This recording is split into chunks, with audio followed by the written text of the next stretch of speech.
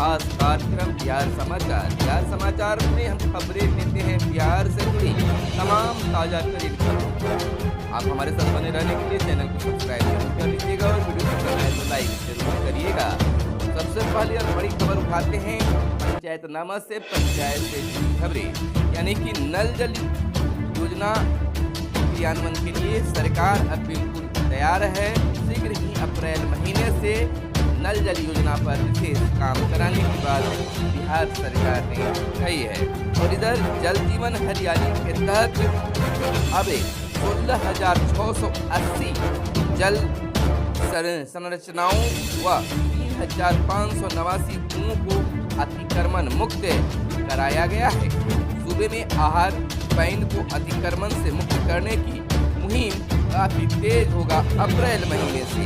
मुख्य सचिव आमिर सुहबानी ने प्रेस कॉन्फ्रेंस कर दी है यह जानकारी। कहा, जल जीवन हरियाली बिहार का एक अनूठा अभियान है। आपको बता दें कि बिहार में सार्वजनिक जल संचयन संरचनाओं जैसे तालाब, पोखर, आहार पैन और कुओं को अतिक्रमण मुक्त कराने के लिए अप्रैल से फिर अभियान शुरुआत होगा, यानी अभियान की शुरुआत होगी। जल जीवन हरियाली अभियान के तहत अब तक राज्य के 16,680 जल संचयन संरचनाओं और 3,589 सार्वजनिक कुओं को अतिक्रमण मुक्त कराया गया है। मुख्य सचिव आमिर सुहबानी ने बीते दिन प्रेस कॉन्फ्रेंस कर यह जानकारी सार्वजनिक की है। मुख्य सचिव ने कहा है कि जल जीवन हरियाली अभियान बिहार का एक अनूठा अभियान है। इसमें मुख्य रूप से जल और पर्यावरण संरक्षण के लिए 11 अवयव पर काम हो रहा है। बाद में भारत सरकार ने जल शक्ति अभियान की शुरुआत की है। जल संरक्षण में पूर्वी चंपारण गया को राष्ट्रीय पुरस्कार भी मिला है। राष्ट्रपति ने दोनों जिलों के डीएम को पुरस्कार दिया है। इसके लिए दोनों जिलों की टीम को बधाई भी प्रेषित किया है। यानी कि जहां बेहतर काम होगा वहां वह बधाई के पात्र जरूर होंगे। तो सरकार एक बार फिर से जल जीवन हरियाली को लेकर, साथ निश्चय योजना को लेकर फिर से तटस्थ है और अप्रैल महीने से इसकी शुरुआत बेहतर रूप से किया जाएगा। मुख्य सचिव ने यह भी माना है कि जल जीवन हरियाली अभियान जो है एक बिहार का अनूठा अभियान है, जिस पर केंद्र सरकार भी खुश है और राष्ट्रपति के द्वारा बिहार के 2 जिलों को, पूर्वी चंपारण और गया जिलों को के डीएम को पुरस्कृत भी किया गया है और उन्हें बधाई भी प्रेषित की है। और इधर न्यूनतम मजदूरी 12 से 18 रुपये तक बढ़ी। सूबे में 2 करोड़ से अधिक मजदूरों की न्यूनतम मजदूरी में वृद्धि हो गई है। दैनिक मजदूरों में 12 से 18 रुपये रोजाना की कह सकते हैं रोजाना की वृद्धि हो गई है। बढ़ी हुई दर 1 अप्रैल से लागू होगी। श्रम संसाधन विभाग ने परिवर्तनशील महंगाई भत्ते में वृद्धि के आधार पर नई दर तय करते हुए अधिसूचना जारी कर दी है। और अभी और बढ़ेगी मजदूरी। पिछले दिनों हुई बिहार न्यूनतम मजदूरी परामर्शदात्री परिषद की बैठक में 15% अतिरिक्त परिवर्तनशील महंगाई भत्ते में वृद्धि का प्रस्ताव पारित हुआ है। और आपको बता दें कि इन्हें होगा इसमें लाभ घरेलू कामगार, कृषि योजन के कामगार, साबुन फैक्ट्री, सीमेंट कारखाना, इन तमाम मजदूरों को इसमें फायदा होने जा रहा है। दूसरी बड़ी खबर निकल कर सामने आ रही है केंद्रीय कर्मचारियों को लेकर। केंद्रीय कर्मचारियों के महंगाई भत्ते में 3% की वृद्धि की गई है।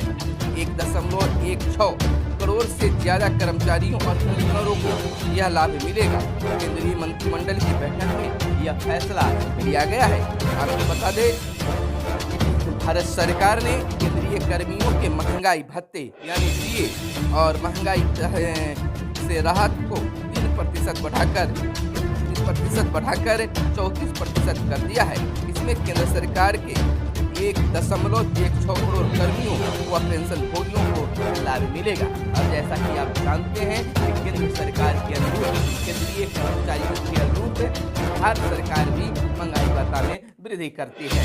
तो यानी कि बिहार में भी इसमें वृद्धि होगा और यहाँ के भी कर्मचारियों को भी लाभ मिलेगा, जिसमें नियोजित शिक्षक भी शामिल होते हैं। तो केंद्रीय कर्मचारियों और राज्य कर्मचारियों के लिए भी यह एक बड़ी खबर कही जा सकती है। दूसरी ओर शिकंजा कसा जा रहा है भवन निर्माण कार्यपालक अभियंता 13 प्लॉट का मालिक निकला, कलंक के खिलाफ अभियान जारी है बिहार में।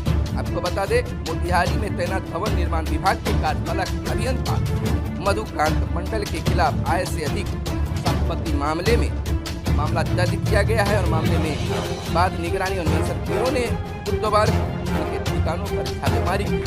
पटना, मोतिहारी और भागलपुर में तलाशी के दौरान जमीन जायदाद के 13 डीड मिले हैं। इसके अलावा बैंकों में भी मोटी रकम जमा पाई गई है। भागलपुर स्थित घर की तलाशी खबर प्रेषित होने तक जारी था। और इधर मद्य निषेध यानी बिहार मद्य निषेध और उत्पाद संशोधन विधेयक विधान मंडल में पारित।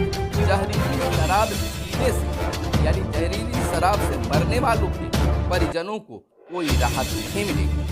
सीएम ने कहा, बापू की भावना को जो मानता है मैं उसे हिंदुस्तानी ही नहीं मानता। यानी कहने के बाद सीएम ने कहा, बापू की भावना को जो नहीं मानता मैं उसे हिंदुस्तानी ही नहीं मानता। पैसा शराब पीने में बर्बाद नहीं करने पर घर की स्थिति अच्छी होती है। और बिहार के मुख्यमंत्री ने कहा, शराबबंदी कानून को और प्रभावी बना रहे हैं। संशोधन विधेयक को लाने का मकसद ऐसे लोगों पर तेजी से कार्रवाई करना है जो सही मायने में गलत काम करते हैं।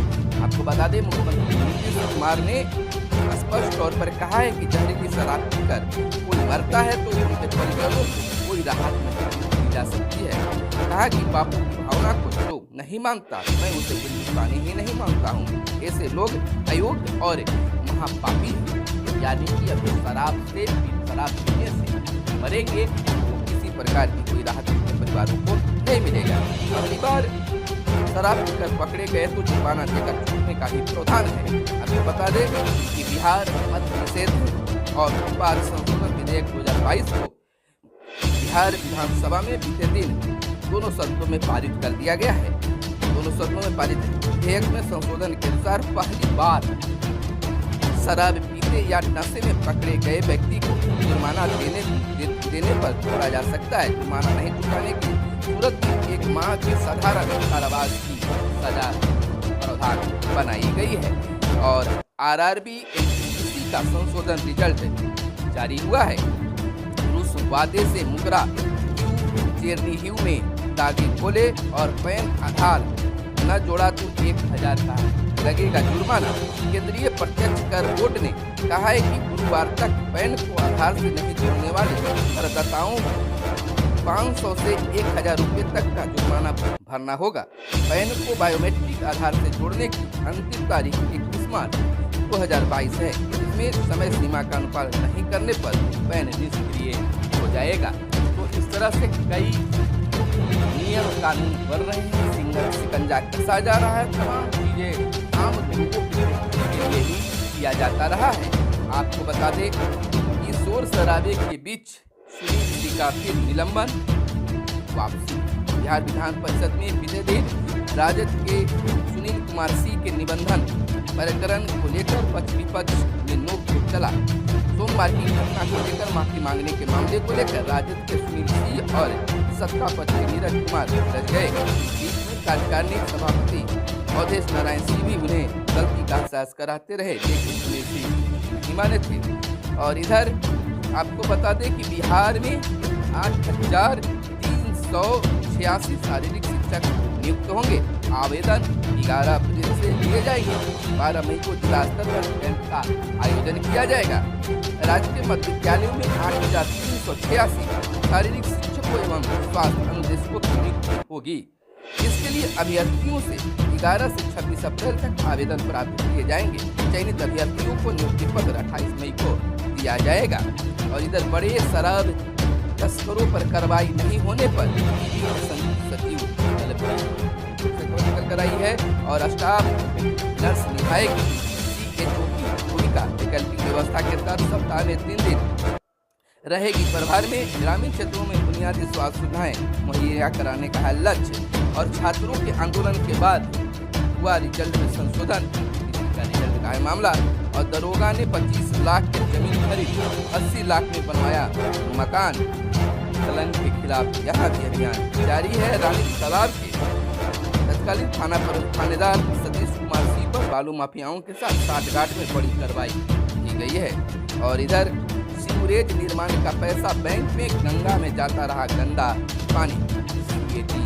रिपोर्ट और दाखिल खारिज के लिए जरूरी कागजात की सूची टांगे। विधान परिषद की कार्यवाही सभापति अवधेश कुमार सिंह ने कहा है कि दाखिल खारिज के लिए जिन कागजात की जरूरत होती है उनकी सूची अंचल कार्यालय में टंगी होनी चाहिए। यह एक बेहतर पहल कहा जा सकता है कि इस तरह से अगर बिहार में सुधार होते गए तो निश्चित तौर पर बिहार का उन्नत विकास होगा। तो इधर आप बात कर लेते हैं थोड़ी सी देश दुनिया की। महिलाओं और बच्चों के खिलाफ साइबर अपराध बढ़ रहे हैं जो चिंता का विषय है। आपको बताते चले कि देश भर में कोरोना महामारी के दौरान यानी साल 2020 में महिलाओं और बच्चों के खिलाफ 11,500 से ज्यादा साइबर अपराध दर्ज है, यानी कहा जा सकता है कि दर्ज कराए गए हैं, जबकि 2019 में यह आंकड़ा 8,684 था। इधर बात कर ले तो अपील किया गया है क्षेत्रीय सुरक्षा को अधिक प्राथमिकता देने की जरूरत है। पीएम मोदी का यह अपील है। प्रधानमंत्री नरेंद्र मोदी ने बिम्स्टेक शिखर सम्मेलन को वर्चुअल तरीके से किया संबोधित। आपको बता दें कि प्रधानमंत्री नरेंद्र मोदी ने बिम्स्टेक देशों में क्षेत्रीय सुरक्षा को अधिक प्राथमिकता देने का अपील की है। मोदी ने श्रीलंका में आयोजित शिखर सम्मेलन को संबोधित करते हुए कहा है कि यूक्रेन के बीच युद्ध ने अंतर्राष्ट्रीय व्यवसाय के स्वामित्व पर सवाल खड़े कर दिए हैं। इसलिए बेहद जरूरत होगा कि बिम्स्टेक देश एक रहें। और इधर साहस किया गया है इजरायल में आतंकी हमला, 5 मरे और हंगामा। सीएम केजरीवाल के घर तोड़फोड़, 70 हिरासत में लिए गए हैं। 25 भारतीय जनता युवा मोर्चा कार्यकर्ताओं को हिरासत में लिया गया है। कश्मीरी पंडित पट्टनी के खिलाफ कर रहे थे प्रदर्शन। आतंकवाद के खतरे से बचाएं राष्ट्रपति राजपक्षे। और मास्को पर विश्वास नहीं, जेलेंस्की का यह कहना है। रूस युद्ध पर इमरान ने राष्ट्र के नाम संबोधन डाला और इमरान सरकार ने अविश्वास प्रस्ताव से पहले बहुमत दिया है। और इधर बात कर ले पहल की तो गडकरी हाइड्रोजन संचालित इलेक्ट्रॉनिक कार से संसद भवन पहुंचे। और यूपी में इंटरमीडिएट अंग्रेजी का पर्चा आउट। PIOS सस्पेंड, 24 जिलों में परीक्षा रद्द। किसी दोषी को बर्खास्त बख्शे नहीं जाएंगे, यानी कि जो इसमें दोषी होंगे उनको बख्शा नहीं जाएगा।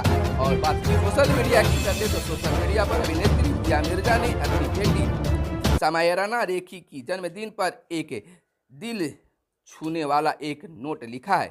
पोस्ट के साथ कैप्शन में अभिनेत्री ने लिखा है, हैप्पी 13वां जन्म दिवस अनमोल लड़की। तो यह थी आज की हर ताज़ा तरीन छोटी बड़ी खबरें जो आपको जानना जरूरी था। तो फिर मिलते हैं अगले दिन अगले वीडियो में। तब तक के लिए दीजिए इजाज़त। धन्यवाद। जय हिंद, जय भारत, वंदे मातरम।